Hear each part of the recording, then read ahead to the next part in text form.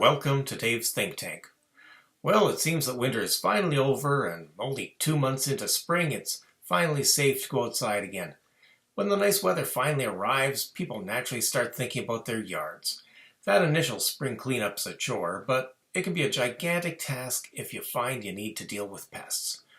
Whether it's ants in the patio, spiders in the garage, mice in the woodpile, or bats in your belfry, quite often at this time of year you're going to find that something wants to make your home its home. Dealing with pests can be daunting, and a lot of people will just call up a pest control company. But there are in fact very simple ways to deal with most situations that can save you a lot of money. Now, I haven't been out of the house since October, but why don't we go outside right now? We'll take a stroll around the neighborhood and see what kind of issues we can find. Now, with most pests, there are telltale signs you can look for. So we're just going to walk around the neighborhood, see what we can see. Now, the sooner you can notice these signs, the sooner you can deal with them and get rid of the troublemakers before they can cause real damage to your property. So I'm just going to take a look around the neighborhood and oh, hey, wait a minute, here's something over here.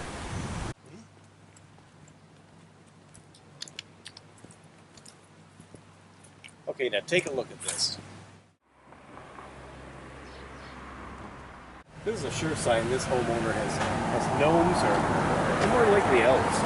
Now these may sound romantic and obviously the kids love them, but you don't want to fool around with these.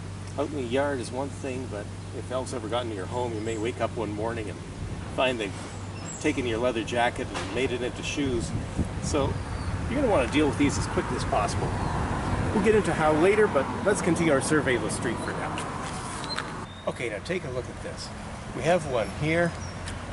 If you come around to the other side of the tree, you're going to find we got one more here.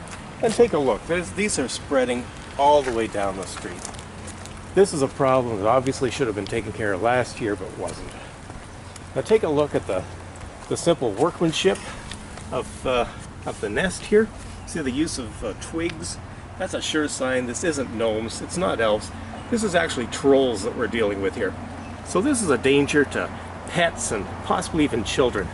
If you see this and your neighbor is not handling it, you may even want to call by law enforcement. Okay, now you're going to want to take a look at this. Check this out over here. This infestation is way out of control. Now this is just gnomes, which tend to stay outside, and they're not considered particularly dangerous, but they will cause property damage, and so someone should have done something about this a long time before it got to this stage.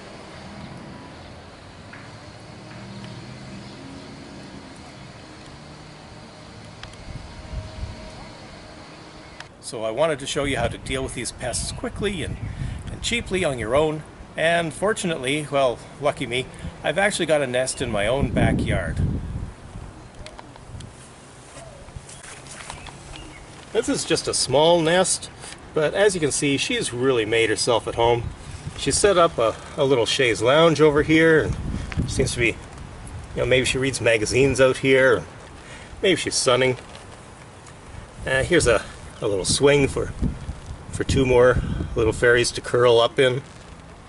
This is, I don't know, it's like a high school locker. Maybe she can store her stuff in there or something, I don't know. But look what a mess she's made. Everything is just scattered all over the yard. Here is, this looks like a flower, but seems to be a hairbrush.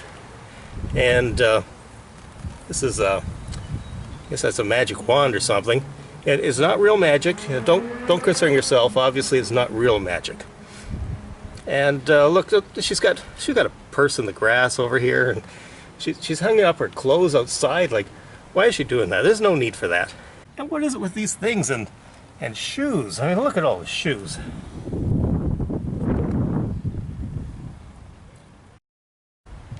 Okay, the solution for most of these things is the same. The main difference is going to be what you use for bait. Now with gnomes are all about vegetables.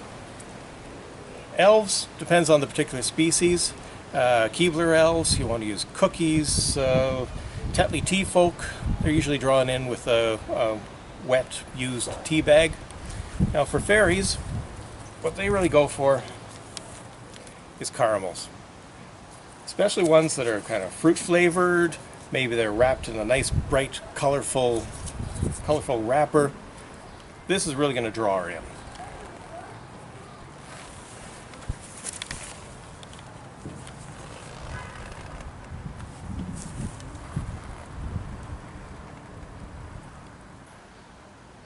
Oh wait, there's one. There's one. Get it. Get it. Ugh. Okay, so that's all for today. On our next show, I'll be telling you how you can deal with infestations of butterflies and hummingbirds. Now please don't forget to leave a comment, and remember to like and subscribe. Make sure... Okay, great. That take is ruined. Hey, bring the camera. I may want to do a show next week on how to deal with door-to-door salesmen.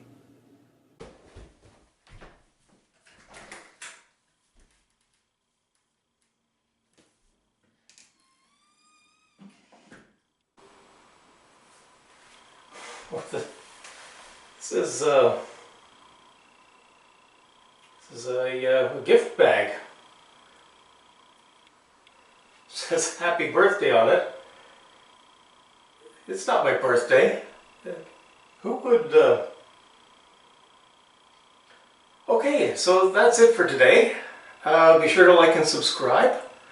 And I'm going to check this out.